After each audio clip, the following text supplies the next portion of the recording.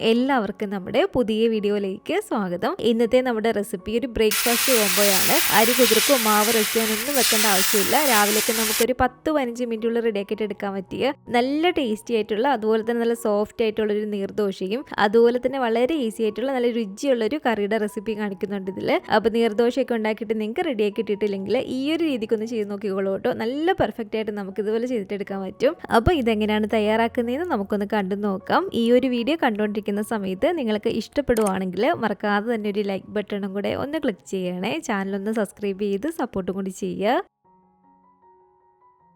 അപ്പോൾ വളരെ ഈസി ആയിട്ടുള്ള ഈ ഒരു നീർദോശ റെഡിയാക്കാൻ വേണ്ടിയിട്ട് ഈ ഒരു മിക്സിയുടെ ജാറിലേക്ക് നമുക്ക് 1 കപ്പ് അളവിൽ വെള്ളം ഒഴിച്ചു കൊടുക്കാം. സാധാ നോർമൽ വാട്ടറാണ് കേട്ടോ. ഞാനിപ്പോൾ ഇവിടെ എടുത്തിരിക്കുന്ന കപ്പിൻ്റെ അളവ് 250 ml കപ്പാണ്. ഇനി നിങ്ങളുടെ കയ്യിൽ ഇതുപോലെ അളവ് കപ്പില്ലെങ്കിൽ സാധാ വലിപ്പമുള്ള ഒരു ഗ്ലാസ്സിൽ നിങ്ങൾക്ക് അളന്നിട്ടെടുക്കാം. അപ്പോൾ ഇതുപോലെ നമ്മൾ വെള്ളം ഒഴിച്ചു കൊടുക്കുന്ന ഒരു ഗ്ലാസ്സിൽ തന്നെ വേണം നമ്മൾ പൊടിയും അളന്നിട്ടെടുക്കാൻ വേണ്ടിയിട്ട്. അതൊന്ന് പ്രത്യേകം ശ്രദ്ധിച്ചാൽ മതി. ഇനി ഇതിലേക്ക് നമുക്ക് 1/4 കപ്പ് അളവിൽ ഇതുപോലെ ചിരകിയ തേങ്ങയാണ് വേണ്ടത്. അപ്പോൾ തേങ്ങയും കൂടെ നമുക്ക് ഇതിലേക്ക് ഇട്ട് കൊടുക്കാം. 1 ടീസ്പൂൺ അളവിൽ പഞ്ചസാരയും കൂടി ഇട്ട് കൊടുക്കുകയാണ്. കുറച്ച് പഞ്ചസാര ചേർത്ത് കൊടുക്കുമ്പോൾ ഈ ഒരു അപ്പം കഴിക്കാൻ കുറച്ചും കൂടി നല്ലൊരു ടേസ്റ്റാണ്. ഇനി നമുക്കിതിലേക്ക് മെയിനായിട്ട് വേണ്ടത് ഇതുപോലെ അരിപ്പൊടിയാണ് കേട്ടോ. അരിപ്പൊടി എന്ന് പറയുമ്പോൾ വറുത്ത പച്ചരിപ്പൊടിയാണ്. നമ്മൾ സാധാരണ പത്തിരിയും ഇടിയപ്പൊക്കെ ഉണ്ടാക്കാൻ എടുക്കുന്ന ആ ഒരു വറുത്തിട്ടുള്ള അരിപ്പൊടിയാണ്. ഞാനിപ്പോൾ ഇവിടെ എടുത്തിരിക്കുന്നത് നമ്മൾ പാക്കറ്റിൽ വാങ്ങിക്കുന്ന പത്തിരിപ്പൊടിയാണ് കേട്ടോ എടുത്തിരിക്കുന്നത്. അപ്പോൾ വറുത്ത അരിപ്പൊടി തന്നെ ഇതുപോലെ എടുക്കുക. നമ്മൾ നേരത്തെ വെള്ളം ഒഴിച്ചു കൊടുത്ത ആ ഒരു കപ്പിൽ തന്നെ കറക്റ്റ് 1 കപ്പ് അളവിൽ ഇതുപോലെ വടിച്ച് വേണം കേട്ടോ നമ്മൾ എടുക്കാൻ വേണ്ടിയിട്ട് അരിപ്പൊടി. അപ്പോൾ ഇതുപോലെ 1 കപ്പ് അളവിൽ അരിപ്പൊടിയും കൂടി ഇതിലേക്ക് ഇട്ട് കൊടുത്തിട്ടുണ്ട്. ഇതുപോലെ ഈ ഒരു വറുത്ത അരിപ്പൊടി വെച്ച് മാത്രമല്ല, പച്ചരി വെള്ളത്തിൽ നന്നായിട്ട് കുതിർത്തി അരച്ചെടുത്തതിന് ശേഷം നമുക്ക് നീർദോശ റെഡിയാക്കി എടുക്കാവുന്നതാണ്. അപ്പോൾ ഈ ഒരു അളവായിരിക്കില്ല പച്ചരി വെച്ചിട്ട് നമ്മൾ ചെയ്യുമ്പോൾ വെള്ളത്തിൻ്റെ അളവിലൊക്കെ മാറ്റം വരും. ഇനി ഇതിലേക്ക് നമുക്ക് ആവശ്യത്തിനുള്ള ഉപ്പും കൂടി ഇട്ട് കൊടുക്കാം. എന്നിട്ട് നന്നായിട്ട് നല്ല ഫൈനായിട്ടൊന്ന് അരച്ചിട്ടെടുക്കുക കേട്ടോ. ഇത് കണ്ടില്ല, ഒരു തേങ്ങയൊക്കെ നന്നായിട്ട് അരിഞ്ഞു കിട്ടുന്ന രീതിയിൽ നല്ല ഫൈനായിട്ട് ഇതുപോലെ ഞാനൊന്ന് അരച്ചെടുത്തിട്ടുണ്ട്.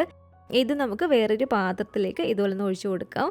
ഈ ഒരു മാവ് ഇപ്പം നമുക്ക് കാണുമ്പോൾ തന്നെ മനസ്സിലാവും കുറച്ചൊരു കട്ടിയായിട്ടാണ് ഇരിക്കുന്നത്.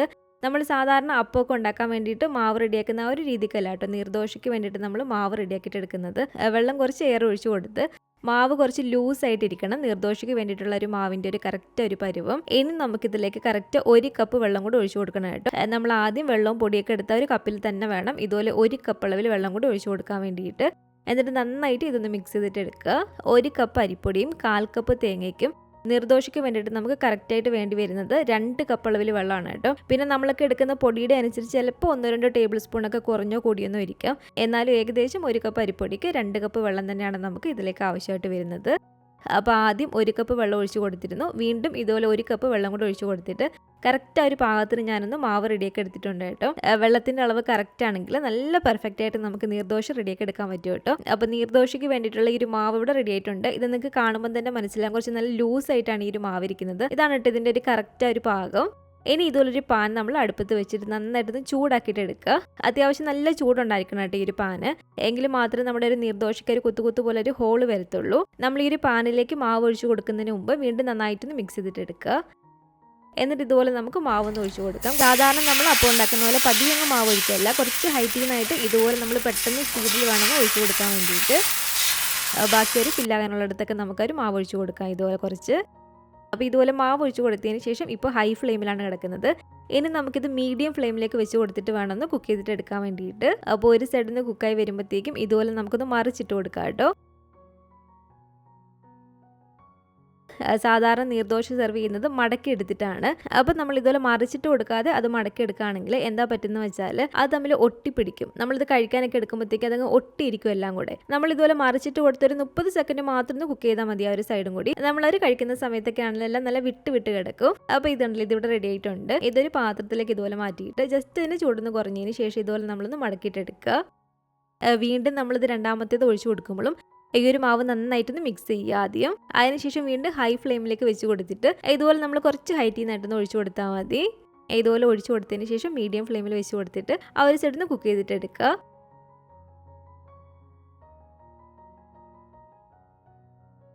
ഇതുപോലെ മറിച്ചിട്ട് കൊടുത്തിട്ട് ആ ഒരു സൈഡും കൂടി നമുക്ക് ജസ്റ്റ് ഒന്ന് കുക്ക് ചെയ്തിട്ട് എടുക്കാം.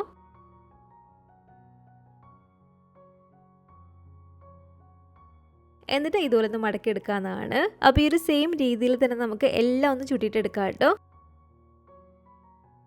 അപ്പോൾ ഇത് കണ്ടില്ലേ, നല്ല ടേസ്റ്റി ആയിട്ടുള്ള അതുപോലെ തന്നെ ഈസി ആയിട്ട് നമുക്ക് ചെയ്തെടുക്കാൻ പറ്റിയ നീർദോശ എല്ലാം തന്നെ ഞാനിവിടെ ചുട്ടെടുത്തിട്ടുണ്ട്. അപ്പോൾ ഇതുപോലെ നിങ്ങൾ നീർദോശ കഴിച്ചിട്ടില്ലെങ്കിലും വീട്ടിലുണ്ടാക്കി നോക്കിയിട്ടില്ലെങ്കിലും ഒരിക്കലെങ്കിലും ഇതൊന്ന് ട്രൈ ചെയ്ത് നോക്കണം കേട്ടോ. കാരണം ഒരു തവണ നമ്മളിത് ഉണ്ടാക്കി നോക്കിയാൽ പിന്നെ ഇടയ്ക്കിടയ്ക്ക് നമ്മുടെ ഈ ഒരു ബ്രേക്ക്ഫാസ്റ്റിൽ നമ്മളിത് ഉൾപ്പെടുത്തുന്നതായിരിക്കും. കാരണം അത്രയും ഈസിയുമാണ്, അതുപോലെ തന്നെ ടേസ്റ്റുമാണ് കേട്ടോ ഇത് കഴിക്കാൻ വേണ്ടിയിട്ട്. അപ്പോൾ ഈ ഒരു നീർദോശയുടെ കൂടെ നിങ്ങൾക്ക് ഇഷ്ടമുള്ള കറി കൂട്ടി കഴിക്കാവുന്നതാണ്. കുറച്ചും കൂടി നല്ല ടേസ്റ്റി ആയിട്ട് തോന്നിയിട്ടുള്ളത് ഫിഷ് ഐറ്റംസ് ഒക്കെ ആണെങ്കിൽ കുറച്ചും കൂടി നല്ലതായിരിക്കും കേട്ടോ നീർദോശയുടെ കൂടെ. നല്ല മീൻ മുളകിട്ടതോ ചെമ്മീനോ അല്ലെങ്കിൽ നല്ല ചിക്കൻ കറിയോ ബീഫ് കറിയും വെജിറ്റബിൾ കറി എഗ് കറിയുടെ കൂടെ എല്ലാം കഴിക്കാൻ നല്ലതാണ് കേട്ടോ. അപ്പോൾ ഞാനിപ്പോൾ ഈ ഒരു നീർദോശയുടെ കൂടെ റെഡിയാക്കിയിട്ട് എടുക്കുന്നത് റെസ്റ്റോറൻറ്റ് സ്റ്റൈല് നല്ല ടേസ്റ്റി ആയിട്ടുള്ള ഒരു ചെമ്മീൻ മസാലക്കറിയാണ് കേട്ടോ. ഇത് രണ്ടും നല്ല അടിപൊളി ഒരു കോമ്പിനേഷൻ ആണ്. അപ്പോൾ ഈ ഒരു ചെമ്മീൻ മസാലക്കറി റെഡിയാക്കാൻ വേണ്ടിയിട്ട് ഞാനിപ്പോൾ ഇവിടെ ഏകദേശം ഒരു 600 ഗ്രാം അളവിൽ ചെമ്മീൻ എടുത്തിട്ടുണ്ട്. നന്നായിട്ട് ക്ലീൻ ചെയ്ത് കഴുകി അതിൻ്റെ വെള്ളമൊക്കെ തുറന്നിരിക്കുകയാണ്. ക്ലീൻ ചെയ്തതിന് ശേഷമുള്ള അളവാണ് കേട്ടോ 600 ഗ്രാം. ഇനി ഇതിലൊരു പാനിലേക്ക് നമുക്കൊരു 2 ടേബിൾ സ്പൂൺ അളവിൽ വെളിച്ചെണ്ണ ചേർത്ത് കൊടുക്കാം. എണ്ണയൊന്ന് ചൂടായിട്ട് വരുമ്പോഴത്തേക്കും 1 ടീസ്പൂൺ അളവിൽ കടുക് ഇട്ട് കൊടുക്കുക. കടുകൊന്ന് പൊട്ടി വരുമ്പോഴത്തേക്കും ഒരു 1/4 ടീസ്പൂൺ അളവിൽ ഉലുവയും കൂടി ഇട്ട് കൊടുത്തിട്ടുണ്ട്. ഇനി നമുക്കിതിലേക്ക് ചേർത്ത് കൊടുക്കേണ്ടത് 2 വലിയ സവാള. ഇതിൽ തീരെ പൊടിയായിട്ട് കട്ട് ചെയ്തെടുത്തിരിക്കുന്നതാണ് കേട്ടോ. തീരെ ചെറിയതാക്കി വേണം നമ്മൾ സവാളയൊക്കെ കട്ട് ചെയ്തെടുക്കാൻ വേണ്ടിയിട്ട്. 1 തണ്ട് കറിവേപ്പിലയും ഇതിലേക്ക് ആവശ്യത്തിനുള്ള ഉപ്പും കൂടി ഇട്ട് കൊടുത്തിട്ട് നന്നായിട്ട് നമ്മൾ ഈ ഒരു സവാള ഒന്ന് വഴറ്റിയിട്ട് എടുക്കണം. മാക്സിമം നല്ല പോലെ തന്നെ നമ്മൾ സവാള ഒന്ന് വഴറ്റിയെടുക്കുക കേട്ടോ. അപ്പോൾ ഇതുപോലെ നന്നായിട്ട് ഇളക്കി കൊടുത്ത് സവാള അത്യാവശ്യം ഒന്ന് വഴണ്ടി വരുന്ന സമയത്ത് ഇതിലേക്ക് നമുക്ക് 1.5 ടേബിൾ സ്പൂൺ അളവിൽ ഇഞ്ചിയും വെളുത്തുള്ളിയും ഒന്നും ചതച്ചത് ചേർത്ത് കൊടുക്കാം. ഒരു 4 ചെറിയ പച്ചമുളക് കട്ട് ചെയ്തതും കൂടി ഇട്ട് കൊടുത്തിട്ട് നന്നായിട്ട് വീണ്ടും ഇതൊന്ന് ഇളക്കിയിട്ടെടുക്കുക. ഇതുപോലെ സവാള നന്നായിട്ട് വഴണ്ടി കിട്ടിയാൽ 2 ചെറിയ തക്കാളി നമ്മൾ ഇതുപോലെ ചെറിയതാക്കി കട്ട് ചെയ്തിട്ട് എടുത്തിരിക്കുന്നതാണ്. അതും കൂടി നമുക്കിതിലേക്ക് ഇട്ട് കൊടുക്കാം. ഇനി തക്കാളിയും കൂടി ചേർത്ത് കൊടുത്തിട്ട് തക്കാളി നന്നായിട്ട് ഉടഞ്ഞ് കിട്ടണം കേട്ടോ, നന്നായിട്ട് വെന്തിട്ട്. അപ്പോൾ ഇതാണ്ടില്ല ഇതുപോലെ നന്നായിട്ട് ഇളക്കി കൊടുത്ത് തക്കാളി നന്നായിട്ട് വെന്ത് നല്ല പോലെ തന്നെ നമുക്കൊന്ന് ഉടഞ്ഞ് കിട്ടിയിട്ടുണ്ട് കേട്ടോ. ഈ ഒരു പാവമായിട്ട് വരുമ്പോഴത്തേക്കാണ് ഇനി നമുക്കിതിലേക്ക് ആവശ്യത്തിനുള്ള പൊടികൾ ഇട്ട് കൊടുക്കേണ്ടത്. ഇതിലേക്ക് ഒരു 3/4 ടീസ്പൂൺ അളവിൽ മല്ലിപ്പൊടിയും അതുപോലെ തന്നെ ഒരു 3 ടീസ്പൂൺ അളവിൽ കാശ്മീരി മുളക് പൊടി ഇട്ട് കൊടുക്കുകയാണ്. കാശ്മീരി മുളക് പൊടി ആകുമ്പോൾ അധികം എരിവ് ഉണ്ടാവത്തില്ല, അതുകൊണ്ടാണ് കേട്ടോ 3 ടീസ്പൂൺ ഇട്ട് കൊടുത്തിരിക്കുന്നത്. സാധാരണ നല്ല എരിവുള്ള മുളക് പൊടിയാണെങ്കിൽ നിങ്ങളുടെ ഒരു എരിവിനനുസരിച്ച് വേണം ചേർത്ത് കൊടുക്കാൻ വേണ്ടിയിട്ട്. ഒരു 3/4 ടീസ്പൂൺ അളവിൽ ഗരം മസാലയും 1/2 ടീസ്പൂൺ അളവിൽ കുരുമുളക് പൊടിയും കൂടി ഇട്ട് കൊടുക്കുകയാണ്. പിന്നെ വേണ്ടത് ഒരു 1/4 ടീസ്പൂൺ അളവിൽ മഞ്ഞൾപ്പൊടിയും അതുപോലെ തന്നെ ഒരു 1/4 ടീസ്പൂൺ അളവിൽ ചെറിയ ജീരകത്തിന്റെ പൊടിയാണ്. ഇനി നിങ്ങൾക്ക് ചെറിയ ജീരകത്തിന്റെ പൊടി ചേർക്കാൻ താല്പര്യം ഇല്ലെങ്കിൽ ഒഴിവാക്കാവുന്നതാണ്. പക്ഷെ ചേർത്ത് കൊടുത്താൽ കുറച്ചും കൂടി നല്ല ടേസ്റ്റ് ഉണ്ടായിരിക്കട്ടെ ഈ കറിക്ക്. അപ്പോൾ പൊടികളെല്ലാം കൂടി ചേർത്ത് കൊടുത്ത് നന്നായിട്ട് ഇളക്കി പൊടികളുടെ ഒരു പച്ച ചെവിയൊന്ന് മാറി വരുന്ന സമയത്താണ് നമ്മൾ നന്നായിട്ട് കഴുകി ക്ലീൻ ചെയ്ത് വെച്ചിരിക്കുന്ന ഒരു ചെമ്മീൻ ഇതിലേക്ക് ഇട്ട് കൊടുക്കേണ്ടത്. ചെമ്മീൻ ഇട്ട് കൊടുത്തതിന് ശേഷം നമ്മളൊരു മീഡിയം ടു ഹൈ ഫ്ലെയിമിൽ തന്നെ വെച്ച് കൊടുക്കാം കേട്ടോ. എന്നിട്ട് ഒരു 5 മിനിറ്റോളം നമ്മൾ ചെമ്മീൻ ചേർത്തിട്ട് ഇതൊന്ന് ഇളക്കിയിട്ടെടുക്കണം. കാരണം ഒരു ചെമ്മീനിൽ ഒരു മസാലയൊക്കെ പിടിക്കാൻ വേണ്ടിയിട്ടാണ് ഒരു 5 മിനിറ്റോളം നമ്മൾ തുടർച്ചയായിട്ട് ഇതിലൊന്ന് ഇളക്കിയിട്ടെടുക്കേണ്ടത്. അപ്പോൾ ഒരു മീഡിയം ടു ഹൈ ഫ്ലെയിമിൽ വെച്ച് കൊടുത്തിട്ട് തന്നെ നന്നായിട്ട് നമ്മൾ ചെമ്മീനും ചേർത്തിട്ട് ഇതൊന്ന് ഇളക്കിയിട്ടെടുക്കുക ഒരു 5-6 മിനിറ്റോളം. അപ്പോൾ ഏകദേശം ഒരു 5-6 മിനിറ്റോളം മീഡിയം ടു ഹൈ ഫ്ലെയിമിൽ ഇട്ട് കൊടുത്തിട്ട് ചെമ്മീനും കൂടി ചേർത്ത് ഞാനൊന്ന് ഇളക്കിയെടുത്തിട്ടുണ്ട്. ഇനി നമുക്കിതിലേക്ക് ചേർത്ത് കൊടുക്കേണ്ടത് നല്ല തിക്കായിട്ടുള്ള ഒരു 1.25 കപ്പ് അളവിൽ തേങ്ങാപ്പാലാണ്. നമ്മളിതിലേക്ക് വെള്ളം ചേർത്ത് കൊടുക്കുന്നില്ല കേട്ടോ. വെള്ളത്തിന് പകരമായിട്ട് നമ്മൾ തേങ്ങാപ്പാലാണ് ചേർത്ത് കൊടുക്കുന്നത്. അപ്പോൾ ഈ ഒരു കറിക്ക് നല്ല അടിപൊളി ടേസ്റ്റാണ് ഇതുപോലെ നമ്മൾ തേങ്ങാപ്പാൽ ചേർത്ത് കൊടുക്കുമ്പോഴത്തേക്കും. ഈ ഒരു തേങ്ങാപ്പാൽ എടുക്കാൻ വേണ്ടിയിട്ട് പകുതി മുറി തേങ്ങാണ് കേട്ടോ എടുത്തിരിക്കുന്നത്. അപ്പോൾ തേങ്ങാപ്പാലും കൂടെ ഒഴിച്ചു കൊടുത്ത് നന്നായിട്ട് ഇളക്കിയെടുത്തതിന് ശേഷം ഇനി ഇതിലേക്ക് ചേർത്ത് കൊടുക്കേണ്ടത് ഇതുപോലെ തീരെ ചെറിയൊരു കഷ്ണം കുടംപുളിയാണ്. ചെമ്മീൻ ആയതുകൊണ്ട് ചെറിയൊരു പുളി വന്നാൽ മാത്രമേ ഈ ഒരു കറിക്ക് നല്ലൊരു ടേസ്റ്റ് ഉണ്ടാവത്തുള്ളൂ. ഇനി നിങ്ങളുടെ കയ്യിൽ കുടംപുള്ളി ഇല്ലെങ്കിൽ അതിന് പകരമായിട്ട് നമ്മൾ വാളൻപുള്ളി കുറച്ച് വെള്ളത്തിൽ പിഴിഞ്ഞിട്ട് നമ്മുടെ ഒരു ടേസ്റ്റിനനുസരിച്ച് ഒരു പുളിവെള്ളം ചേർത്ത് കൊടുത്താൽ മതി. കുടംപുള്ളി ഇട്ട് കൊടുക്കുമ്പോൾ ഇതിൽ തീരെ ചെറിയ കഷ്ണമൊക്കെ മാത്രമേ ഇട്ട് കൊടുക്കാവുള്ളൂ കേട്ടോ. അപ്പോൾ കുടംപുള്ളിയും കൂടി ഇട്ട് കൊടുത്തിട്ട് നന്നായിട്ട് ഇളക്കിയെടുത്തതിന് ശേഷം ഇനി നമുക്കിത് അടച്ച് വെച്ച് കൊടുക്കാം. തീ നന്നായിട്ട് കുറച്ച് വെച്ച് കൊടുത്തിട്ട് ഒരു 10-14 മിനിറ്റും കൂടി മാത്രം നമ്മളിതൊന്ന് കുക്ക് ചെയ്തിട്ടെടുത്താൽ മതി. അത്രയും സമയം നമ്മൾ തുടർച്ചയായിട്ട് വെച്ച് കൊടുക്കുകയും ചെയ്യരുത്. കാരണം ഒരു തേങ്ങാപ്പാൽ മാത്രമേ നമ്മൾ ഇതിലേക്ക് ഒഴിച്ചു കൊടുത്തിട്ടുള്ളൂ, വെള്ളമൊന്നും ചേർത്തിട്ടില്ല. അപ്പോൾ അത് അടിയിൽ പിടിക്കാൻ ചാൻസ് ഉണ്ട്. അപ്പോൾ ഇടയ്ക്കിടയ്ക്ക് ഇതുപോലെ തുറന്ന് നമ്മൾ ഇളക്കിയിട്ടെടുക്കുക. ഒരു 7-8 മിനിറ്റിന് ശേഷം ഇതിൽ കുറച്ച് മല്ലിയിലയും കൂടെ നമുക്കിതിലേക്ക് ഇട്ട് കൊടുക്കാം. വീണ്ടും അടച്ചു വെച്ച് കൊടുത്തിട്ട് ചെമ്മീൻ വേകുന്ന ഒരു സമയം വരെ നമ്മൾ നന്നായിട്ട് കുറച്ച് വെച്ച് കൊടുത്തിട്ടൊന്ന് കുക്ക് ചെയ്തിട്ടെടുക്കുക. അപ്പോൾ ഒരു ചെമ്മീനൊക്കെ നന്നായിട്ട് തന്നെ ഇവിടെ വെന്ത് കിട്ടിയിട്ടുണ്ട് കേട്ടോ. ഈ ഒരു സമയത്ത് ഇതിൻ്റെ ടേസ്റ്റ് നോക്കിയിട്ട് എരിവോ ഉപ്പോ എന്തെങ്കിലും കുറവുണ്ടെങ്കിൽ ചേർത്ത് കൊടുക്കാവുന്നതാണ്. ലാസ്റ്റ് ഇതുപോലെ 2-3 കഷ്ണം തക്കാളി കഷ്ണങ്ങൾ വേണമെങ്കിൽ കട്ട് ചെയ്തിട്ട് കൊടുക്കാവുന്നതാണ്. ഇതിലേക്ക് കുറച്ച് ഉപ്പിൻ്റെ കുറവുണ്ട്, കുറച്ച് ഉപ്പും കൂടി ഇട്ട് കൊടുക്കുകയാണ്. അതുപോലെ തന്നെ കുറച്ചൊരു എരിവിൻ്റെ കുറവ് വന്നതുകൊണ്ട് ഒരു 1/2 ടീസ്പൂൺ കൂടി ഞാൻ കുരുമുളക് പൊടി ഇട്ട് കൊടുക്കുകയാണ് കേട്ടോ. കുറച്ച് മല്ലിയിലയും കൂടി ഇട്ട് കൊടുത്തിട്ട് നമുക്കിതൊന്ന് ഇളക്കിയിട്ടെടുക്കാം.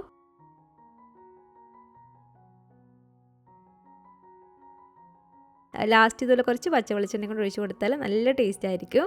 അപ്പോൾ ഇത് കണ്ടില്ല, ഇത്രയേ ഉള്ളൂ. നല്ല അടിപൊളി ടേസ്റ്റി ആയിട്ടുള്ള നമ്മുടെ ഒരു ചെമ്മീൻ മസാലക്കറി ഇവിടെ റെഡി ആയിട്ടുണ്ട്. നമ്മുടെ ഒരു നീർദോശയുടെ കൂടെ നല്ല ചൂടോട് കൂടിയിട്ട് തന്നെ നമുക്കൊരു കറിയും സെർവ് ചെയ്യാവുന്നതാണ്. അപ്പോൾ ഇന്നത്തെ നമ്മുടെ വെറും 10-15 മിനിറ്റുള്ള റെഡിയാക്കിയിട്ട് എടുക്കാൻ പറ്റിയൊരു നീർദോശയും അതുപോലെ തന്നെ ടേസ്റ്റി ആയിട്ടുള്ള ഒരു ചെമ്മീൻ മസാലക്കറിയുടെ റെസിപ്പി നിങ്ങൾക്ക് ഇഷ്ടപ്പെട്ടെങ്കിൽ തീർച്ചയായിട്ടും ഒന്ന് ഉണ്ടാക്കി നോക്കുക കേട്ടോ. ഉണ്ടാക്കി നോക്കുകയാണെങ്കിൽ നിങ്ങളുടെ അഭിപ്രായങ്ങളൊക്കെ മറക്കാതെ തന്നെ നമ്മുടെ കമൻറ്റ് ബോക്സിൽ വന്നറിയിക്കുക. അതുപോലെ തന്നെ ഈ ഒരു വീഡിയോ ഇഷ്ടപ്പെട്ടെങ്കിൽ മറക്കാതെ തന്നെ ഒരു ലൈക്ക് ബട്ടണും കൂടെ ഒന്ന് ക്ലിക്ക് ചെയ്യണേ. നിങ്ങളുടെ ഫാമിലിയും ഫ്രണ്ട്സും ഒക്കെ ആയിട്ട് നമ്മുടെ ഒരു വീഡിയോ ഒന്ന് ഷെയർ ചെയ്ത് കൊടുക്കുക. പുതിയതായിട്ട് ഈ ഒരു ചാനൽ ആരെങ്കിലും കാണുന്നുണ്ടെങ്കിലും ഇതുവരെയായിട്ടും ഈ ഒരു ചാനൽ സബ്സ്ക്രൈബ് ചെയ്തിട്ടില്ലെങ്കിലും താഴെ കാണുന്ന ആ ഒരു റെഡ് സബ്സ്ക്രൈബ് ബട്ടണും കൂടെ ഒന്ന് പ്രസ് ചെയ്ത് സപ്പോർട്ട് ചെയ്യണേ. കൂട്ടത്തിൽ കാണുന്ന ബെല്ലൈക്കണും കൂടെ ഒന്ന് ക്ലിക്ക് ചെയ്ത് അതിൽ ഓൾ എന്നൊരു ഓപ്ഷൻ തന്നെ കൊടുക്കുകയാണെങ്കിൽ ഞാൻ പുതിയ റെസിപ്പികളൊക്കെ ഇടുന്ന സമയത്ത് നിങ്ങൾക്ക് അതിൻ്റെ നോട്ടിഫിക്കേഷൻ കിട്ടുന്നതായിരിക്കും. ഇൻഷാ അല്ലാഹ് വീണ്ടും നമുക്കിതുപോലെ നല്ലൊരു റെസിപ്പി ആയിട്ട് കാണാം.